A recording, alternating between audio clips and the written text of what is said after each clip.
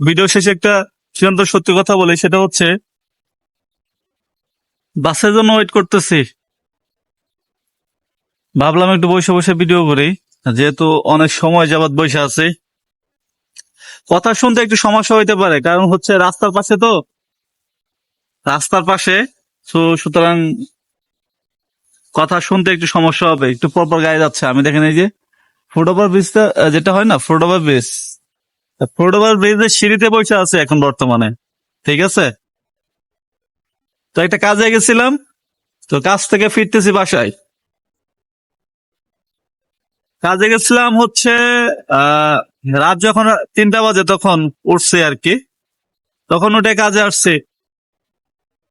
আমার ওইখান থেকে আসতে মোটামুটি 1.5 ঘন্টা সময় লাগে। তো এখানে এসে কাজ করে দেন হচ্ছে 4টার পরে বাস ধরি, 4:20 বা 30-এ বাস আসে। ওয়েট করতেছে, একটু হাওয়া খাচ্ছে, ভালো বাতাস আছে এখানে, গাড়ি চলতেছে। বাস যখন আসবে তখন চলে যাব। রোদ প্রচুর বাইরে, মোটামুটি ভালো রোদ, অনেক। এমনিতে কালো মানুষ আরো কালো হয়ে গেছে। তো যেটাই হোক, কাজ তো কাজই হয়। এখন এই ধরনের কাজ করতেছে কারণ হচ্ছে পেপারস নাই। আপনারা তো জানেন, যারা ইতালিতে আছেন বা ইতালিতে আসবেন, তাদেরও জানা দরকার। আপনার ইতালিতে পেপারস না থাকলে আপনাকে যে কোনো ধরনের কাজ করতে হবে।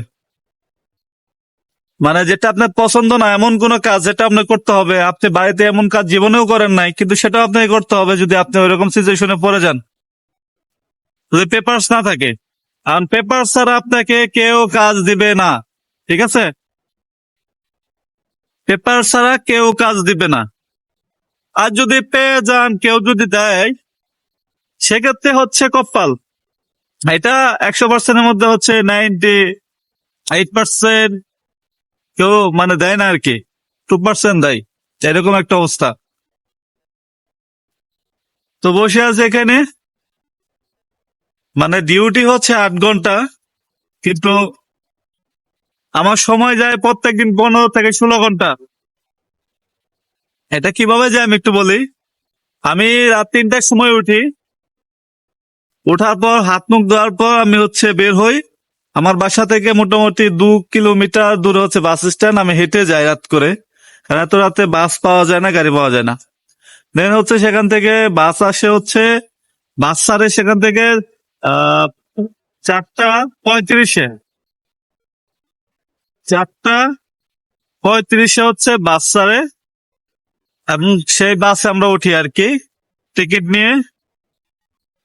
তো সেখান থেকে এ পর্যন্ত আসতে আমার হচ্ছে মোটামুটি 50 মিনিট সময় লাগে, এবং এখান থেকে আমাদের অন্য আরেকটা গাড়ি নিয়ে যায় কাজের জন্য আর কি, যেখানে কাজের জায়গা। তো সেখানে কাজ মেবি শুরু হয় আপনার 6টা বা 6:30 থেকে শুরু হয়, আর মোটামুটি চলে 2টা পর্যন্ত, অনেক সময় 2:30 পর্যন্ত, অনেক সময় 3টা পর্যন্ত হয়। তো কাজ শেষ করে আমাদেরকে আবার এই যেখান থেকে বাস ধরতে হয় এখানে ছেড়ে দিয়ে যায়।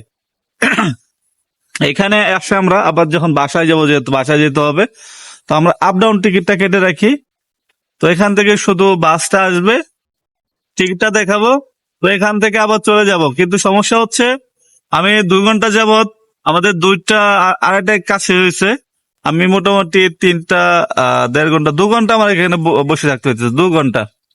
এই সময়টা লস। আমার যদি বাসা এখানে থাকতো তাহলে এই সময়টা আমার হাতে থাকতো।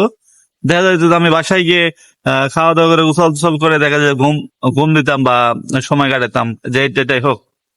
এই সময়টা যাচ্ছে, আমি এখানে 4:30-টার সময় বাস ধরবো, এবং এখান থেকে আমার যাইতে আরো আবার 50 মিনিট সময় লাগবে বাস স্টপে। ওইখান থেকে যদি এখন সিটি বাস পাই, সেক্ষেত্রে 4:30 থেকে আপনার 5:30, এবং ওখান থেকে আমার বাসায় যাইতে মোটামুটি হচ্ছে 6টা বেশিও বাজে। ঠিক আছে, তো আপনারা হিসাব করেন 3টা থেকে 6টা পর্যন্ত কয় ঘন্টা হয়, 14-15 ঘন্টা মোটামুটি চলে যায়। ঠিক আছে, এটা হচ্ছে সমস্যা। আমার ডিউটি টাইম বেশি না, কিন্তু এই যাতায়াতের সমস্যাটার কারণে, কারণ পেপার ছাড়া তো অন্য কোনো সিটিতে কোনো কাজ দেয় না কেউ। কারণ পুলিশের রেড পরে, পুলিশ চেক করে, যদি কোনো মালিককে ধরতে পারে যে পেপার ছাড়া কাউকে কাজ দিচ্ছে, সেক্ষেত্রে মালিকের সমস্যা হয়, জরিমানা করে। এক্ষেত্রে কোনো মালিক রিস্ক নিয়ে কাউকে পেপার ছাড়া কাউকে কাজে রাখে না। এটা অনেকে জানেন, অনেকে জানেন না। ঠিক আছে, তো এখানে বসে আছি অনেক। আহ, যদি যেতে যতদিন আমি কাজে আছি, আমি এখানে এসে একটু রেস্ট করি। ভালো লাগে, জায়গাটা ভালো লাগে, কারণ অনেক বাতাস এবং এই ফুটওভার নিচে এই সিঁড়ির মধ্যে বসে থাকি এবং ঠান্ডা পরিবেশ। চারিদিকে রোদ, কিন্তু এখানে ঠান্ডা।